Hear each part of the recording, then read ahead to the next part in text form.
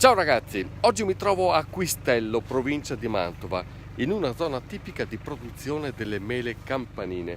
Questa mela antica, tipica, già presente sulle tavole dei Gonzaga, ma forse ancora da prima.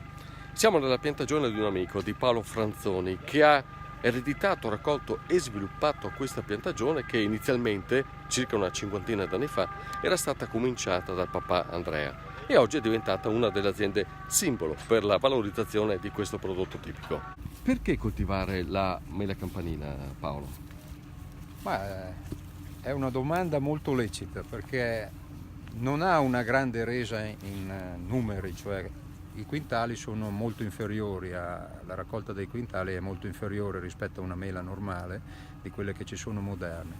Questa è una varietà antica che mi sono ritrovato, però ha un consumatore affezionato e sarà sempre affezionato anche il figlio di questo consumatore, in quanto questa è una mela che è legata anche a delle ricette storiche. Oltre a essere buona da mangiare lei, c'è questo aspetto tradizionale perché i nostri nonni la distendevano sull'aia, quindi le facevano diventare rosse e belle, cosa che faccio anch'io. Si fa ancora? Sì, si Andiamo fa a vedere? ancora. Certo, non c'è problema.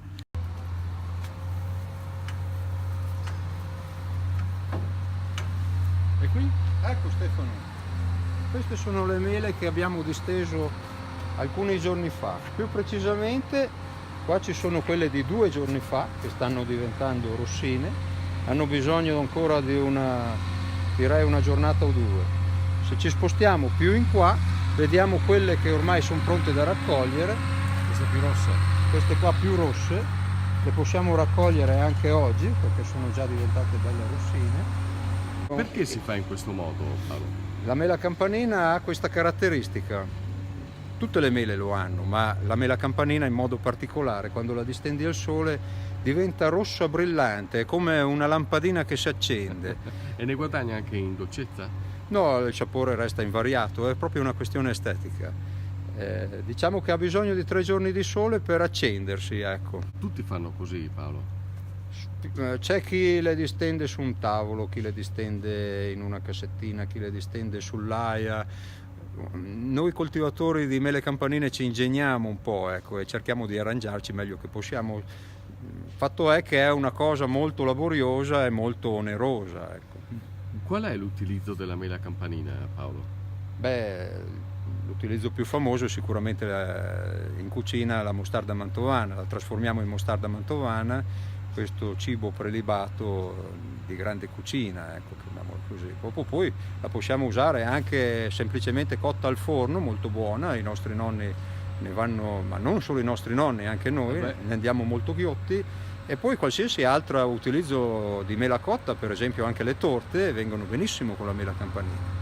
Ma ascolta Paolo, la mostarda, le torte, ma si può mica mangiare così sto frutto? No, certamente, guarda, ne ho 2 qua, una per te e una per me, ti va? Vado? Vai.